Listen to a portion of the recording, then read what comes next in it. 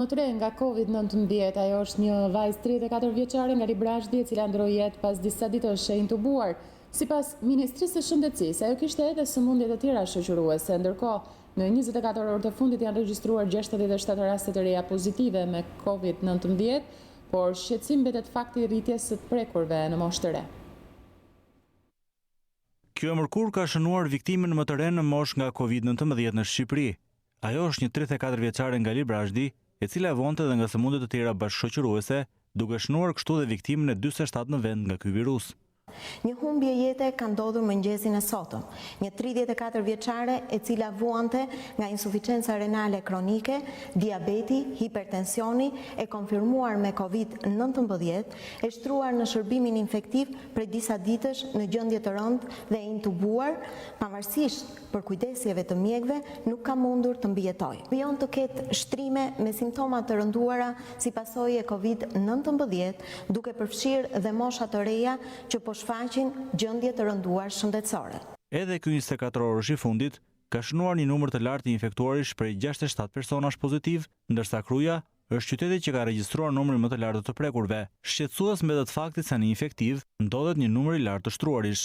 Gjatë 24 orëve të fundit janë kryer 347 testime për të dyshuar me COVID-19, nga të cilët janë konfirmuar 67 raste pozitive.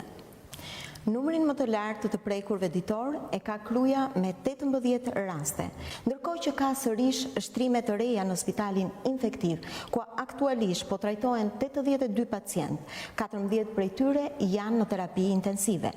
Lajmi i mirë është se në 24 orët e fundit janë shëruar 22 qytetar, mes tyre 7 mjek dhe infermier. Në vendin ton janë aktualisht 850 raste aktive me COVID-19, kryesisht në Tiranë, Shkodër dhe Durrës. Mësohet se në qytetin e Fierit është konfirmuar një rast pozitiv, i cili ishte kthyer nga Anglia pak ditë më parë, ndërsa 2 raste në Lushnjë, një prej tyre rezultoi infektuar gjatë punës në një call center në Tiranë. Për rastet e shtuara dhe vdekjen e pacientes 34 vjeçare të prekur nga COVID-19 do të lidhemi me gazetarin Erion Skëndaj. Erion, përshëndetje. Nisida, përshëndetje. 34 vjeçarja që për fat keq ka ndruar jetë mëngjesin e sotëm, rreth orës 7-8 mëngjesit, vuante, sikundër është shprehur dhe vetë Ministria e Shëndetësisë, nga insuficenca renale dhe për ta thjeshtuar vuante nga atrofizimi total i veshkave dhe përjedhoj trajtohej me hemodializë dhe si e tillë ka qenë pjesë e atij target grupi që është ndër më të riskuarit. Ndërkohë që burime për News 24 nga brenda spitalit infektiv më konfirmojnë se stadi i sëmundjes së pneumonisë intersticiale bilaterale masive në mushkëritë e vajzës së re ishte në masën 75%, që do të thotë ishte COVID i gradës së tretë. Nëse e klasifikojmë me 4 gradë, sikundër e kanë klasifikuar mjekët imazheristë, ndodhej në gjendje tepër të rënduar shëndetësore dhe e intubuar, pra me frymarrje të drejtuar. Por burime për News 24 konfirmojnë dhe diçka tjetër. Konfirmojnë faktin se vajza ka qenë e shtruar në spital kur është prekur nga Covid-i. Gjithsesi, këto nuk janë burime zyrtare dhe do donim me shumë interes të mësonim nga Ministria e Shëndetësisë, e cila ka kohë që nuk raporton për rastet e pacientëve të prekur brenda QSU-s, të cilët pasi infektohen kanë qenë të shtruar. Sëmundje bashkëshoqëruese, ka qenë me dializë, por në momentet që ka qenë e shtruar në spital, kur ka ikur në spital, nuk ka qenë e prekur nga koronavirusi, e ka marrë në ambientet spitalore. Po, këtë thonë burimet për News 24.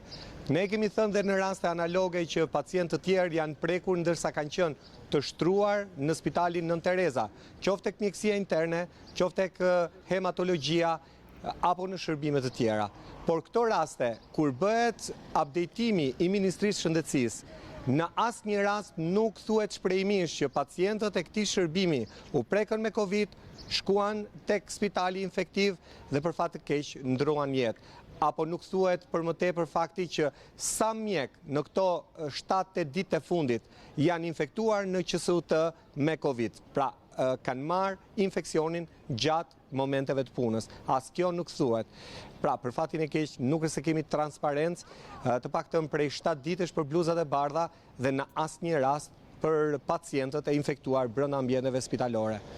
Sa i përket shtrimeve të reja, sot paktën për pjesën e para ditës nuk është se ka patur shtrime të reja dhe numri ka mbetur tek 82 të shtruar, që i bie të jetë afër 70% e kapacitetit të spitalit infektiv. Por sot kam parë që po punohet me intensitet në ambientet e ish kirurgjive, të cilat ishte thënë se janë gati të paktën që prej një muaji për të kthyer në COVID-3. Pra ish kirurgjit, klinikat kirurgjikale në QSUT janë 100 shtretër që do të vjen në dispozicion të rasteve më të lehta me COVID dhe respektivisht personave që do të lënë spitalin dhe që janë në fazën përfundimtare të mundjes së smundjes, pra të shërimit, ata nuk do t'i kalojnë ditët e fundit në spital, por në ambientet e COVID-3 që është ish kirurgjia. Një pyetje tjetër. Sa i përket gjendjes së rënduar shëndetësor? Urdhro? Jo, një pyetje, duke qenë se mbetemi tek shtrimet, por edhe tek rastet e reja 24 orë të fundit.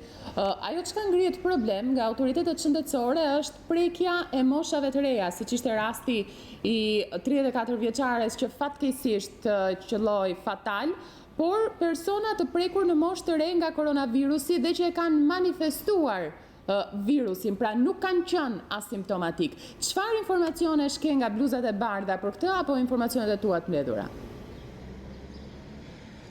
Po, është e vërtet, në 10 ditët e fundit ka patur raste të shtuara të personave me simptoma të pneumonisë intersticiale tipike për COVID dhe që janë të moshës nga 30 deri në 50 vjeç. Pra, flasim për 2 javët e fundit që përkojnë me shtimin masiv të rasteve të reja, ku Ministria raportonte me 70-80 apo edhe më shumë raste në një ditë të vetme. Pra, i përkon kësaj kohe, pra kohës hapjes së sistemit dhe respektivisht edhe shtimit të rasteve të rënduara në mosha nën 40 vjeç. Por, ato raste që kanë pësuar fatalitet, gjysma e tyre në muajin e fundit i përkasin të shtruarve në vetë spitalin në Tereza. Pra nëse do të bëjmë një llogari, nëse do të kemi 20 vdekje që nga data 1 maje deri më sot, pra në harkun e 50 ditëve, 10 prej tyre i përkasin dhe përkojnë me pacient të shtruar në QSUT, të cilët kanë ardhur për sëmundje të tjera, kanë qenë të shtruar në spital, pas infektimit fillimisht të bluzave të bardha dhe më pas manifestimit tek pacientët, kuptohet që bluzat e bardha kanë thënë se ka patur mungesë të mjeteve mbrojtëse, por kjo është një çështje tjetër që mbase pse jo duhet hetuar nga prokuroria, por flas për hallkën më të fundit që janë pacientët, të cilët e kanë vuajtur sëmundjen me jetën e tyre. Dhe në këto raste që po flasim, pra nëse do të bëjmë një matematikë të thjeshtë, gjysma e rasteve fatale i përkasin ishte shtruarve në QSUT për patologji tjera.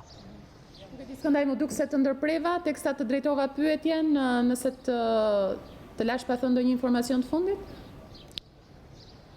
Atëherë, në fakt sot kishte zëra se mund të hapej spitali COVID-3. Deri në momentin që flasim, ky spital nuk është hapur, por po punohet që të jetë gati dhe më herët, pra diku para një muaji, janë bërë investime në këtë spital që ishte parashikuar madje edhe të shëmbej, sepse është një godinë relativisht e vjetër, 60 vjeçare, ka funksionuar për vite e vite të tëra si kirurgji e smundjeve të brendshme, por qeveria duke parë nevojën e shtimit kapaciteteve vendosi që të investoj duke shtrirë linjat e oksigjenimit në çdo shtrat të të 3 klinikave të këtij spitali. Dhe në këtë mënyrë zyrtarisht na është thënë që janë 100 shtretër gati nëse spitali infektiv do të mbushet plot. Që do të thotë, aktualisht ka 82 të shtruar, është në fillim që ka 120 shtretër totali infektivit, që i bie të ketë edhe 38 shtretër bosh, por nëse do të vijoj me këtë ritëm, pra do të kemi shtrime të tjera me shumë gjas, në ditët që vijon do të kemi edhe hapje të spitalit COVID-3. Erion, faleminderit për gjitha informacionet që përcolle. Faleminderit juve. Me zbutjen e masave kundër koronavirusit në Europë janë shtuar edhe rastet e reja të të infektuarve me COVID-19. Kjo ka bërë që disa vendet rivendosin disa prej masave të izolimit. Ndjeki materiali. Shumë vende në Europë kanë zbutur masat e vendosura kundër koronavirusit, por kjo është shoqëruar me rritje të numrit të prekurve me COVID-19 dhe vatra të reja të shpërthimit të këtij virusi. Në një fabrik mishin në Gütersloh në Gjermani, nga 7.000 punonjës të testuar, 1.550 vet kanë rezultuar pozitiv ndaj koronavirusit. Edhe në rajonet të tjera gjermane ka pasur disa vatra të reja shpërthimi. Në Neukölln, Berlin, pas rritjes së infeksioneve, 370 familje u futën në karantinë. Në Göttingen, 120 vet të infektuar bën të izolohej një kompleks pallatesh. Vatra të tilla të shpërthimit të ri të COVID-19 janë regjistruar kudo në Europë, teksa polirohen masat kufizuese në shumë vende. Në Angli, në një pulari, 158 punëtor rezultuan pozitiv ndaj koronavirusit. Edhe në fabrikat të tjera në Angli ka pasur raste të tilla. Në një azil në Austri, në 2 javët e para të qershorit, ndërruan jetë disa vet pas infektimit me COVID-19. Izraeli po ashtu pas lirimit të menjëhershëm të masave në maj, trembet një valet të dytë infektimi. 200 shkolla nga 500 në të gjithë vendin janë mbyllur. Në Bullgari, qeveria është detyruar pas rritjes së numrit të infektuarve të vendosë sërish detyrimin e maskës pasi u hoq në mes të qershorit. Në Luksemburg, qeveria po përpiqet me teste masive të pengojë një val të dytë infektimi. Eksperti kryesor amerikan i sëmundjeve infektive Anthony Fauci është shprehur se në Shtetet e Bashkuara po shihet një rritje shqetësuese e rasteve me koronavirus. Në dëshmi para ligjvënësve amerikan, Fauci tha se do të ketë rritje të numrit të testeve për COVID-19.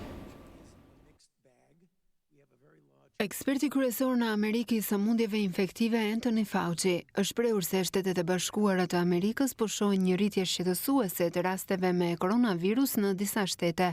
Një panel me zyrtar të shëndetësisë, përfshirë këtu edhe doktor Anthony Fauci, teksa kanë dëshmuar para ligjvënësve amerikan, u shprehën se ditët në vijim do të jenë tepër të rëndësishme për të frenuar shpërthimet e reja të koronavirusit. Gjithashtu, ky panel gjatë dëshmisë bëri të ditur se presidenti i Shteteve të Bashkuara të Amerikës Donald Trump nuk jo kishte thënë kurrë të ulnin numrin e testimeve. Doktor Fauci tha se përkundrazi do të bëjnë më shumë teste. Ekspertët e tjerë shëndetësor thanë se presin që SBA-ja të ketë mundësi të bëjë 40 deri në 50 milion teste në muaj gjatë vjeshtës.